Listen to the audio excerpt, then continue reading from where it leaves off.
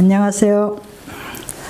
오늘은 이스라엘을 세운 라헬과 레아라는 주제를 가지고 말씀드리도록 하겠습니다. 구약 성서에는 역사적으로 중요한 사실을 전해주는 단편들이 여성의 이름과 결부돼서 전해지는 경우가 많습니다.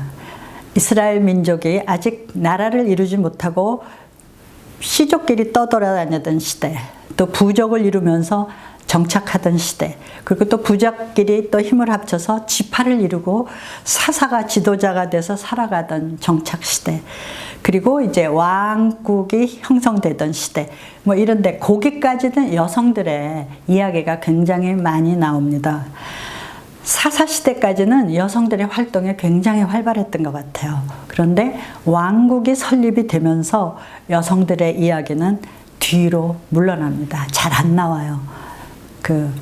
남성들의 이야기가 전면에 부각됩니다.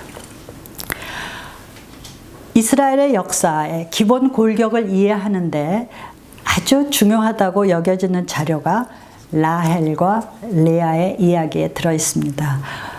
사실 모두 라헬과 레아라고 그러는데요. 한국의 우리들의 입장에서 보면 사실 언니가 레아니까 저는 레아와 라헬로 부를까? 그런 고민을 했었습니다. 그런데 다들 라헬과 레아라고 하니까, 그리고 라헬이 훨씬 더 중요해요.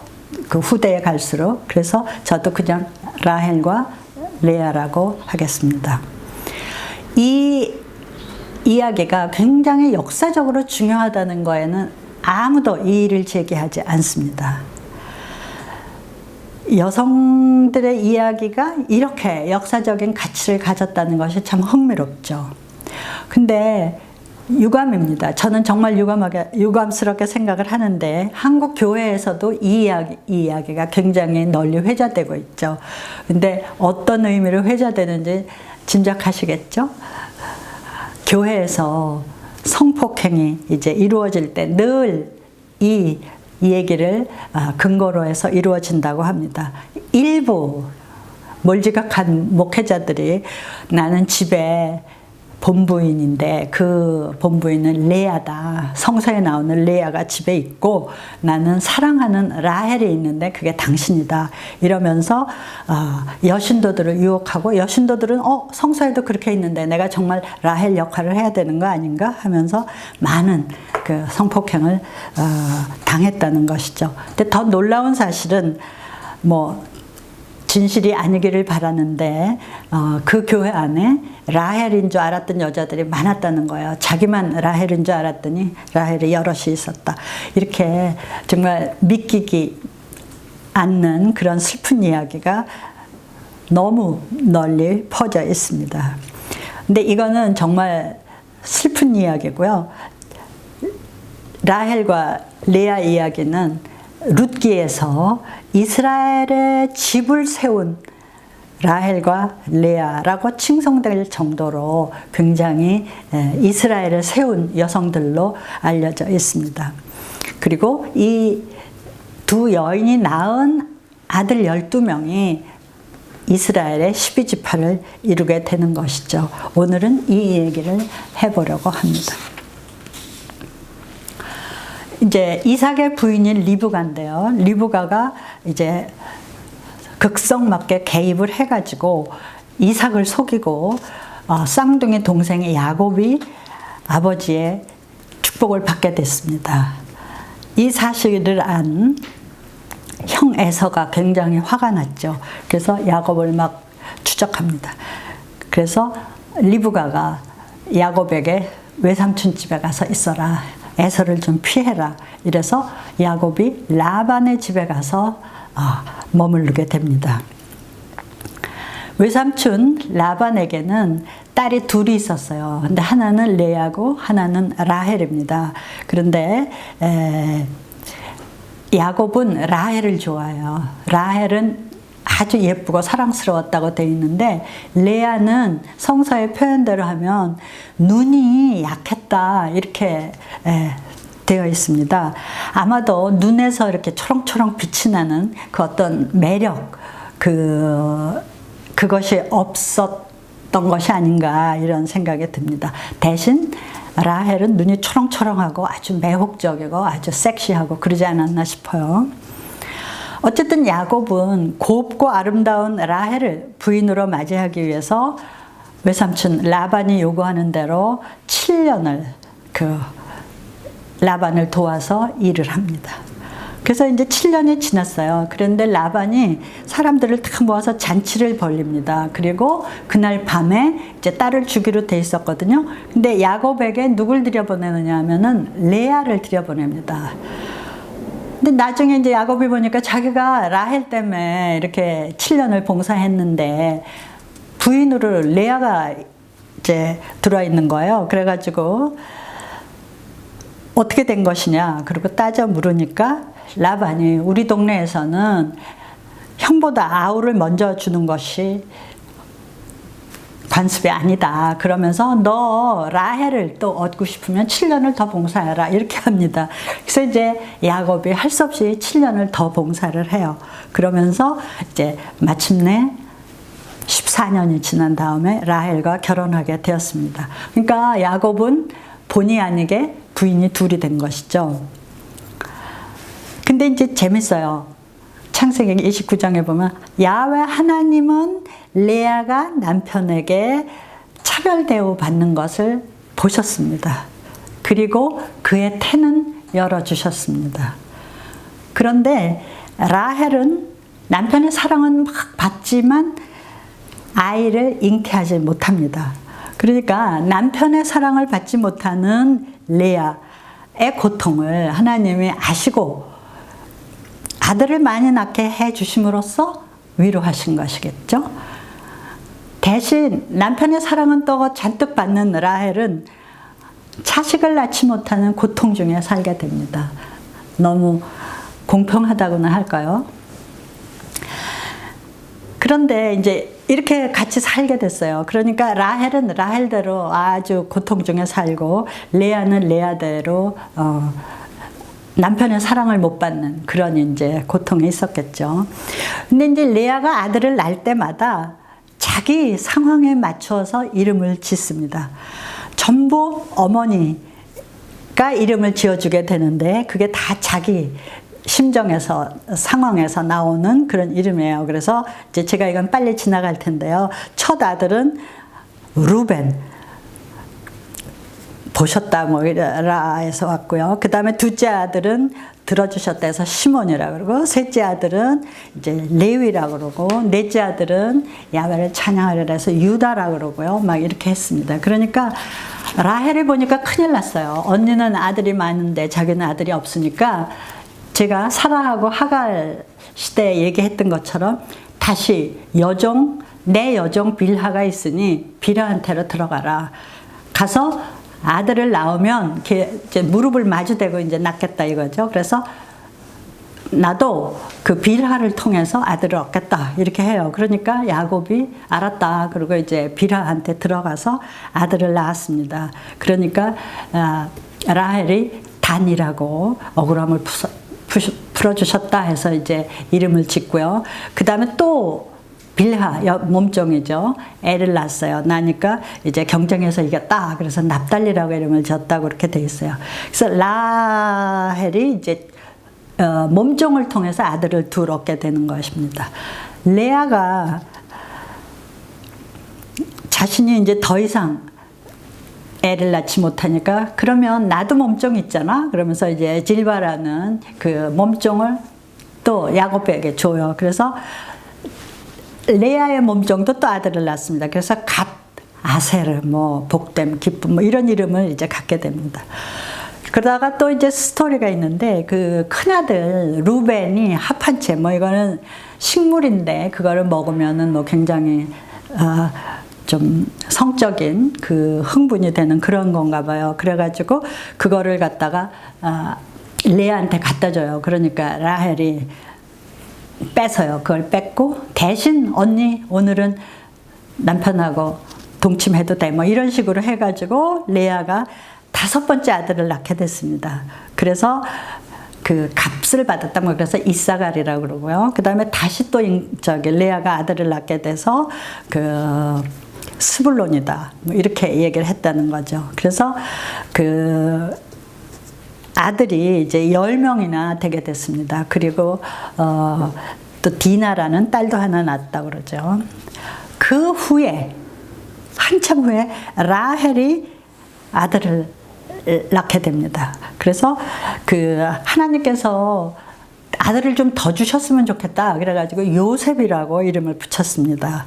그리고 죽기 직전에 이제 베냐민을 낳게 됩니다.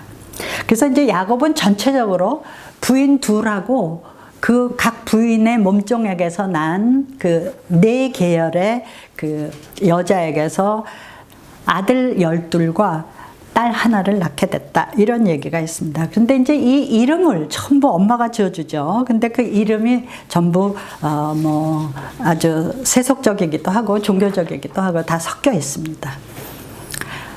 이 얘기를 보면 12자식의 이름이 모두 엄마의 상황과 어울려서 이렇게 지었게 됐어요. 그런데 실제로 이스라엘의 12지파가 이름이 전부 이 엄마들 상황에 따라서 지어졌다고는 볼 수 없습니다. 이 이야기는 말장난이고요. 인위적이고 매우 어색합니다. 실제로 이름이 어떻게 붙여졌는지는 솔직히 우리는 모르는 거죠. 아마 예전부터 이렇게 있어서 전해져 내려왔을 거고요. 그 이름은 각 지파의 특성이나 지역이나 뭐 어떤 인물 이런 사람들하고 상관이 있었을 것입니다. 아마 제가 생각할 때 우리나라의 그 뭐 고구려, 부여, 옥저, 뭐 동예 이런 여기에 대해서도 우리가 잘 모르지 않습니까? 이름이 어떻게 붙여졌는지는 더군다나 모르죠. 그런데 어쨌든 전해져 내려오고 이스라엘 12지파는 네 계열로 나누어진다 라는 얘기를 이 레아와 라헬의 이야기에서 우리가 알 수 있지 않을까 이렇게 생각을 합니다. 아마도 이스라엘이 왕국을 형성하기 전에는 아까 말씀드린 대로 가족들이 이제 떠돌아다니다가 시족, 부족 하다가 지파를 이루게 돼요. 그래서 그 각 지파들이 서로 친한 지파도 있고 서로 먼 지파도 있고 지역적으로 가까운 지파도 있고 또 아주 떨어진 지파도 있고 이렇게 이합 집산을 하다가 어느 때 자리를 잡아서 이스라엘이라는 왕국을 형성하지 않았나 이렇게 생각을 합니다. 그렇다면 이 12지파의 그 이름과 각 엄마가 서로 다른 것은 바로 이 12지파의 역학 관계를 나타내주는 이야기다. 이렇게 볼 수가 있습니다. 12지파는 크게 레아 지파와 라헬 지파로 나눠질 수가 있고요. 근데 레아 지파 안에도 레아 스스로 난 아들과 질바라는 이 몸종이 난 아들끼리 또 반목 관계가 조금 있고 이제 그런 거겠죠. 그 다음에 라헬도 본인이 난 아들이 있고 또 빌하라는 몸종이 난 아들이 있고 서로 좀 친한데 또 반목이 있는 그런 이야기를 이제 하는 것 같습니다. 한마디로 말씀드리면 라헬과 레아의 이야기는 이스라엘의 초창기 12지파의 상호간의 역학관계를 간접적으로 설명해주는 이야기입니다. 그리고 이 역학관계가 왜 그렇게 됐지? 라는 것을 원인론적으로 설명을 해주면서 왜 그렇게 됐지? 왜 이 둘은 친하고 이 사람들은 중앙의 자리를 잡았지?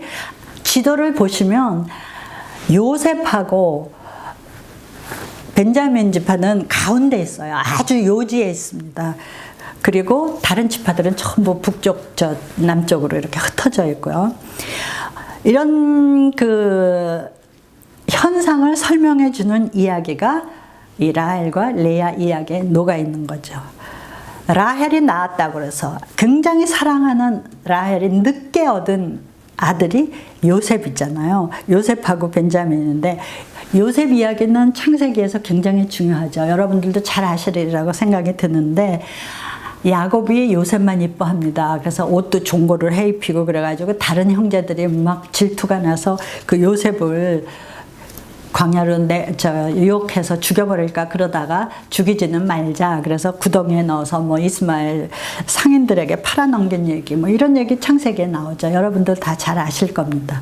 그다가 결국은 요셉이 그 애굽으로 팔려갔어요. 근데 애굽에서 이제 꿈 해몽도 잘하고 막 이렇게 돼서 재상이 됐잖아요. 그래서 나중에 야곱이나 자기 형제들을 다 용서하고 그 애굽으로 불러들이고, 이런 얘기 요셉 이야기 많이 아시죠?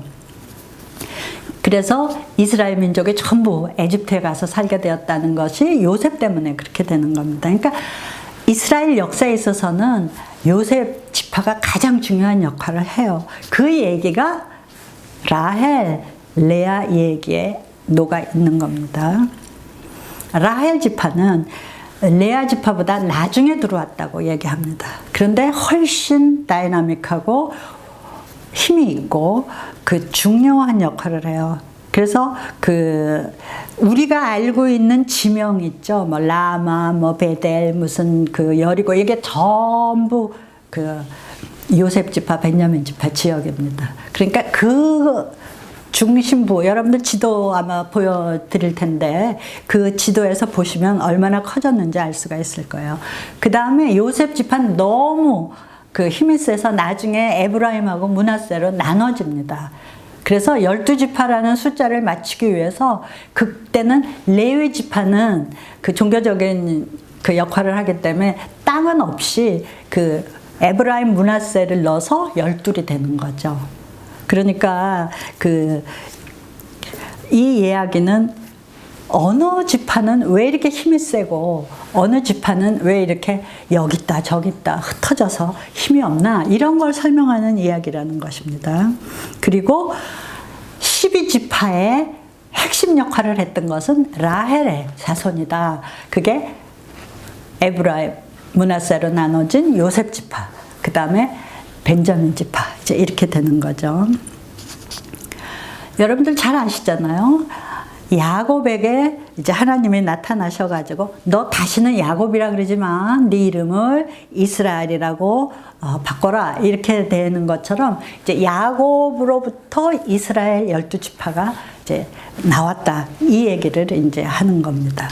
그러니까 사실 역사적으로 보면 12지파가 그 하나가 되는 데는 굉장히 오랜 과정이 있었을 거고요. 시간이 오래 걸렸을 겁니다. 근데 이 모든 얘기를 아주 축약해서 간단히 설명해 주는 것이 야곱과 레아, 야곱과 라헬, 그 몸종들 이야기, 이런 거로 표현이 된 거죠.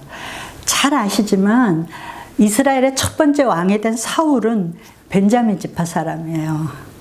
그리고 그 여호수아서의 주인공인 그 여호수아는 요셉 지파가 나중에 나는 에브라임 지파 사람이에요. 그러니까 얼마나 중요한 역할을 했는지 짐작하실 수 있지 않을까요?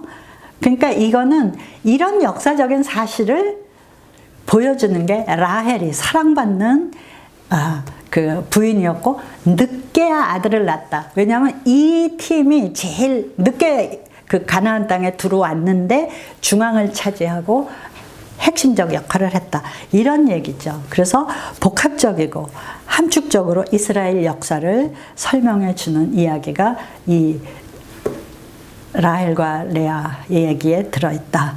그러니까 역사적으로도 이거는 굉장히 귀중한 자료고, 또 여성들이 또 다 이름을, 그 12지파 이름을 여성들이 지어줬다는 것도 굉장히 중요하죠. 그 다음에 또 아까 말씀드린 대로 룻기에서 이게 이제 막 전파가 돼가지고 전승이 돼가지고 이스라엘을 세운 사람이 누구냐? 라헬과 레아다, 이렇게 돼요. 그래서 이스라엘 가문을 세웠다, 이렇게 표현하기도 하고 이스라엘 집을 세웠다, 뭐 이스라엘 왕국을 세웠다, 이렇게 다 표현이 되는데요. 어쨌든 라헬은 굉장히 중요한 역할을 합니다. 그래서 예레미야 시대에도 이스라엘 백성이 바빌론의 포로로 잡혀가서 막 울고 있는 이 슬픈 상황을 라헬의 통곡 소리가 들린다, 이렇게 표현할 정도로 이스라엘의 어머니를 라헬로 표현합니다. 그러니까 민족의 어머니가 여성이에요.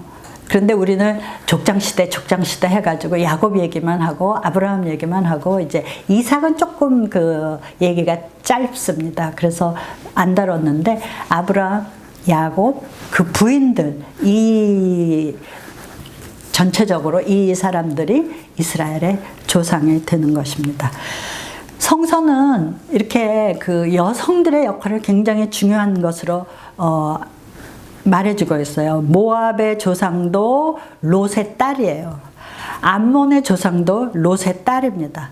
베두인의 조상도 하갈이었죠. 네, 이스라엘의 조상은 사라였고 리브가, 라헬, 레아로 이렇게 되어 있습니다. 그러니까 민족의 조상을 여성으로 지칭하고 있어요. 그러니까 여성이 뭐 이류 성이다 이렇게 얘기할 수는 전혀 없습니다. 여성은 사회나 민족, 국가, 뭐 가족은 물론이고요. 전부 보살피고 이끌어 나가고 그 추앙받던 그런 대상입니다. 아직도 이스라엘 안에는 이런 전통이 살아있죠. 목의 전통이죠. 이스라엘은 엄마가 유대인이 아니면 유대인으로 인정받지 못합니다. 그래서 한국 제 친구들이 유대인이랑 결혼하면 애를 낳으면 유대인이 되지 못해요.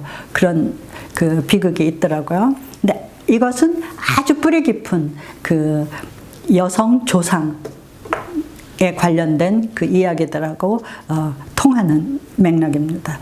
이스라엘에서 어머니의 역할을 중요하게 생각한 거, 그리고 이스라엘의 조상을 남자와 여자를 공통으로 그 인정하고 있는 것을 우리들한테 확인시켜주고 있고 그 전통이 지금도 살아있는 겁니다. 우리들도 어머니의 역할을 절대 잊으면 안 되겠죠. 어머니가 키우고 보살피고 배려해서 우리들이 이렇게 있는 거 아니겠습니까? 근데 이제 마지막으로 제가 말씀드리고 싶은 건요. 라헬과 레아는 갈등 관계였어요. 그래서 서로 남편의 사랑을 받지 못해서 아웅다웅한 얘기들이 많이 있지만 끝에 갈수록 이 두 사람이 연대를 합니다. 아버지 라반을 떠나서 야곱과 함께 하나님이 지시하시는 곳으로 떠나죠. 새로운 삶을 향해서 떠날 때 이 둘은 의견을 완전히 하나로 일치해서 연대감을 갖습니다. 서로 경쟁을 하지 않아요. 그래서 우리라는 목소리를 냅니다. 그래서 연대해서 라반에게서 뭐 드라빔도 훔치고 뭐 아버지의 관습을 비판하기도 하고 뭐 이러면서 새로운 시대, 새로운 하나님을 찾아 떠납니다. 갈등 관계를 청산하고 연대해서 새로운 공동체를 이룬 것이 라헬과 레아입니다. 새로운 출발을 향해서 경쟁 관계에 있었던 사람들이 좀 연대하는 모습을 우리가 보여줬으면 좋겠습니다. 우리 너무 싸우지 않나요?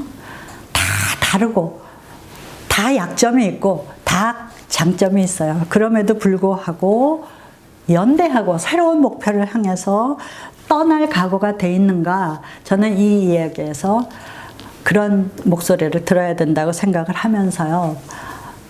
코로나 시대 이후를 건설하는 데 있어서 우리 얼마나 연대할 것인가 한번 고민해 보시기를 바라겠습니다. 감사합니다.